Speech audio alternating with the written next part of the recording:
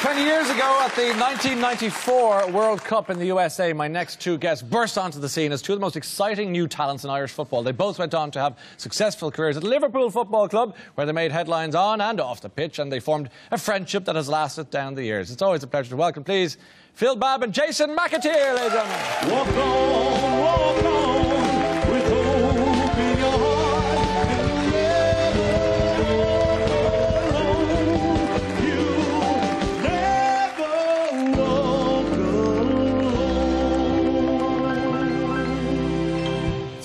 You see, the ridiculous thing was that you were meant to be in the Gaiety tonight at You'll Never Walk Alone, but you didn't make it.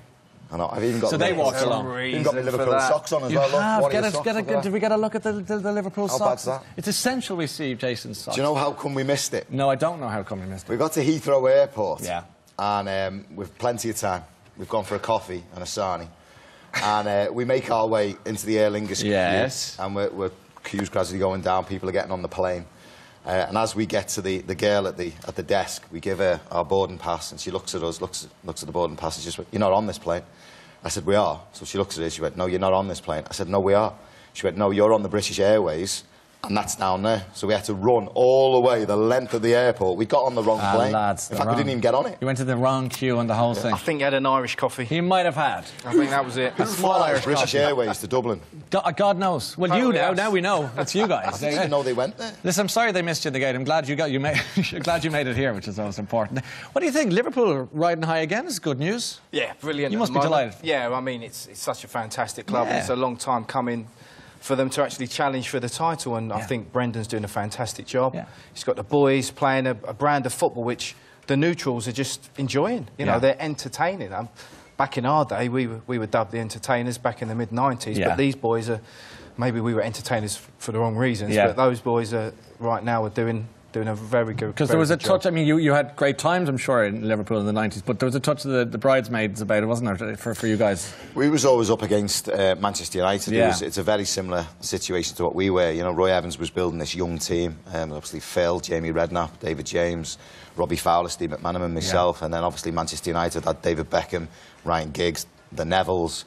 We were a much better looking team, obviously, than Manchester United, but they were winning all the trophies. So unfortunately, we were always the bridesmaids and never the bride. Yeah, but you were the better looking ones. You were called the Spice Boys. I got the impression at the time. I got the impression at the time you weren't really into that name. I mean, now you can look back and say it was only a laugh, but at the time you weren't really up. I don't know. I think it was the time when the Spice Girls were, it was all quite, happening. You know, they were the big thing, and Jason went out with one for a wee while. Which one? Which one was it?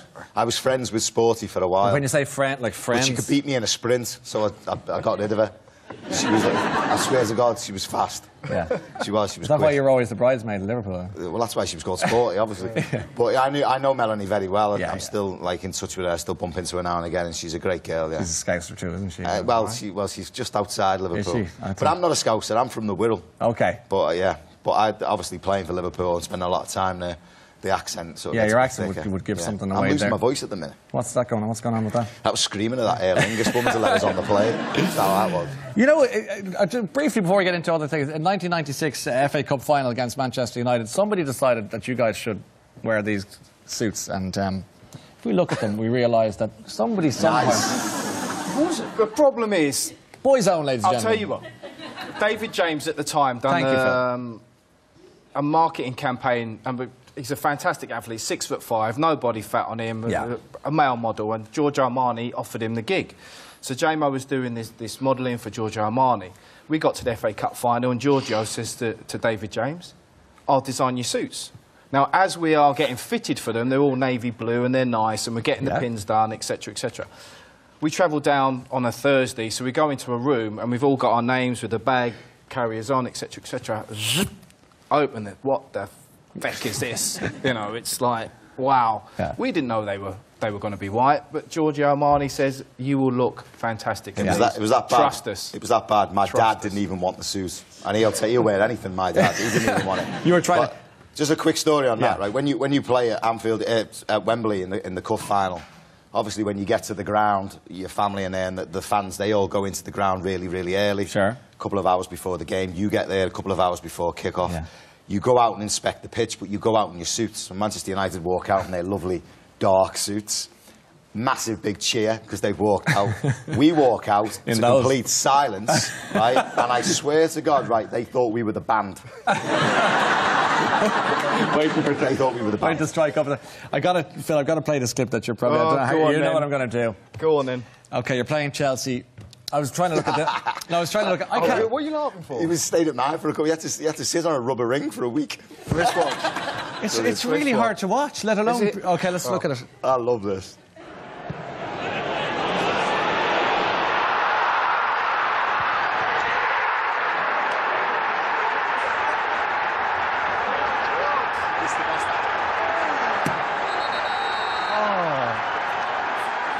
I felt sorry for the physio.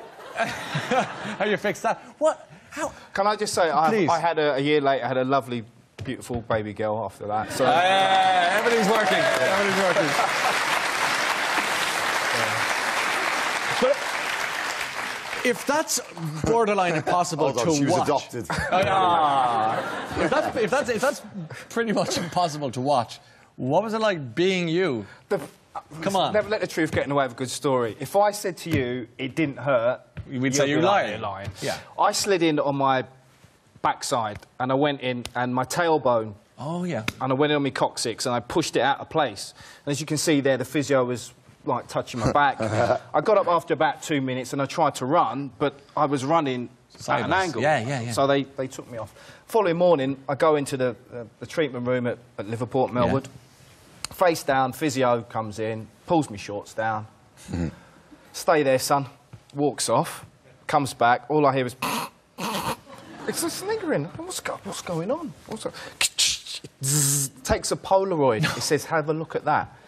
And on the Polaroid, there is a bruise, the width of the post, 6 inches down my back, base of my spine, in between me cracked cheeks, all the way down to me lower hamstrings. Crikey. The boys loved it. They were pinned delighted. it up in the dressing room. Oh, I'd say. Yeah. One snapshot for the photo And album. again, Jason donated his rubber ring from his piles to it's very generous. to let me sit in the car. It's brotherly love. That's very generous of you, Jason. But he couldn't sit down, obviously, so he needed to sit on. He did sit on a rubber ring for a week. When you ended up playing for Ireland, and one of the great moments this was 20 years for us at Giant Stadium. I was 24. The day we played Italy. Were you? June really? 18th. Do you remember that buzz that day? That was unbelievable. I mean, what made me laugh was I was actually started on the bench, and Giant Stadium. Obviously, it was over 100 degrees. Yeah. And I still laugh at it now because I remember Jack Charlton telling me to go and warm up. 100 degrees. So that was that possible. Anyway, I managed to get on the pitch, but Phill obviously started the game and was with Paul McGrath, and the two of them struck up this partnership, and they were tremendous the whole tournament. I mean, I got on against Italy and then obviously got on against Mexico. Me and John Aldridge, you remember John Aldridge? Yeah. But he had to go at the fourth official. Yes. Still makes me laugh. And then obviously gets on, starts the game against Norway, and that was obviously the highlight for me. It was brilliant. It was extraordinary. What was the game where there was the lineup and you? That was the Norway game. The Norway game where that incident about Roy Keane and. Yeah, well, I for a bit of inspiration, I used to try and go out, and you always lined up against one of my heroes. So obviously I had John Aldridge this side of me, and I had Roy Keane. Obviously John's my hero. He's not Roy. He's like, don't worry about that. So I've got Roy Keane this side of me. Anyway, we're lined up, we're doing the national anthems, and we've got Norway this side, the officials are in the middle, and then you've got the Irish team there. So I just glanced down the line, and our captain, Andy Townsend, he passes on a message to Packy Bonner. Now, usually when the captain does this, it's last-minute instructions, like things like, don't give the ball away, keep it tight, don't do anything daft. Yeah. So I'm thinking, not being the brightest button in the box, I'm thinking to myself, just take on board the instructions and don't do anything stupid. So he goes down the line, goes into Paul McGrath's ear, eventually gets to John Aldridge. So I'm thinking, it's my turn next. So John just leans across to me and he goes, row F, the bird with the Viking hat. Look at the size of her knockers. And he went, pass it on. And I went like that. Oh my God, it's Roy.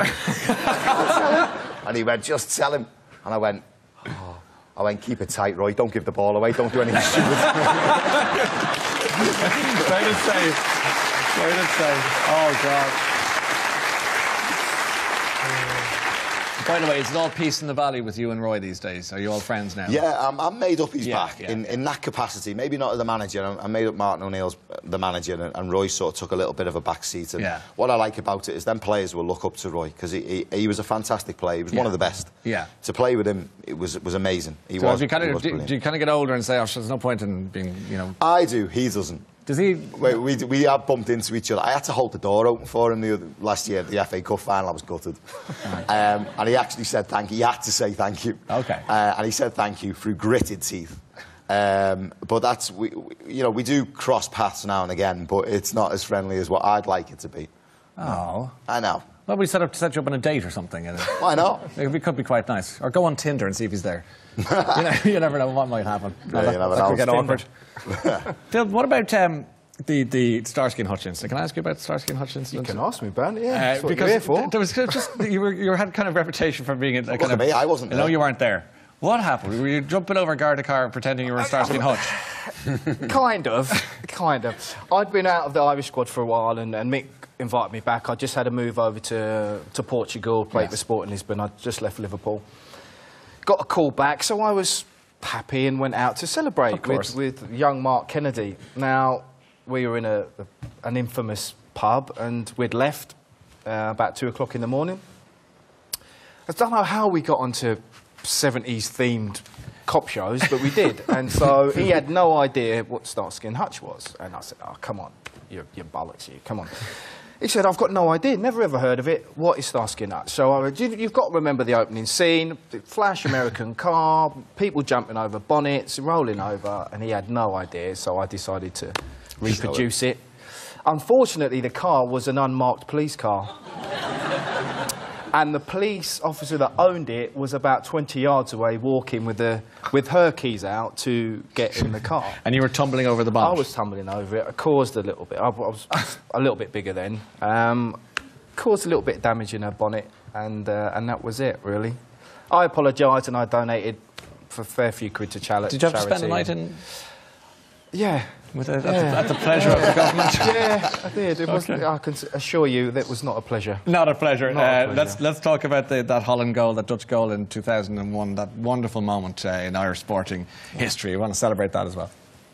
30,000 hearts were in mouths at that point. Now Roy Keane, you can always depend on him. Duff in close attendance. Keane is fouled. Duff helping it on towards Finnan. Finnan facing Cuckoo. And a little cross in there, and it's come through here. McAteer! Good times. Now, how comes he's got more hair now than he did have then? Medical science, Phill. Oh. Medical science. So, that night, or that day, they beamed that match into Slane, where you two were playing. They were playing, yeah. They called us the best warm-up act ever. Ever. And you got a knock on the door from the physio to say... Well, it wasn't a knock on the door. I was in tears in the dressing room. And Mick Byrne, famous Mick Byrne, was giving me a big hug. But Mick liked to tell a little lie from time to time. And as he was hugging me, and I was in tears, full of emotion because of the day, and it was all taking over me, he whispered into me here, stop crying. Bono wants you to go on stage with him down at Slane. And I thought, obviously, this is a Mick Byrne lie. This is not going to happen. Anyway, unfortunately, I told him to tell Bono where to go because I was going out on the ale with John Aldridge, and I'm not interested. Meanwhile, back in Slane, on stage, Bono does this. Maybe just once. Just once.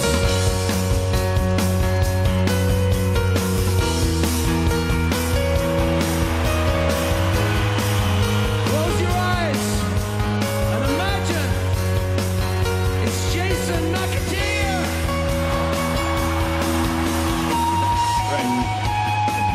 All right. It's a good moment, not a bad thing to have. OK, You'll Never Walk Alone is the name of the play. Yeah, we've seen a play. I mean, this is... You must go and see this. You'll Never Walk Alone. The history of Liverpool. It's on at the Gaiety at the minute. It's just done a stint in Liverpool. Yeah. It's going to carry on. It is an absolute fan. If you love Liverpool, if you love football, you're going to love this. Is fantastic. It starts off, you know, where the club will join with Everton. They split. The first half goes all the way up to Shankly, and then it gets into the second half, which is obviously it's full of emotion because Hillsborough's there, Heisel's there. He'll have you in tears. and the play's really moving, but it goes right up to where Brendan Rodgers Champions League finals in there, but there's loads of Irish songs. Yeah, and plenty happening. It's amazing. Go and see it. It's amazing. Just remember to go to the right theatre if you book your tickets. It's a Gaety Theatre. Jason and Phill, thank you so much for coming along. Thanks, lads. OK, You'll Never Walk Alone, it's called. It runs in the Gaety Theatre until the 12th of April. Tickets available on gaietytheatre.ie. And Jason will be back in Ireland on the 8th of May doing a Q&A alongside former Liverpool legends Robbie Fowler and Steve McManaman at the Academy. See theacademydublin.com for more details.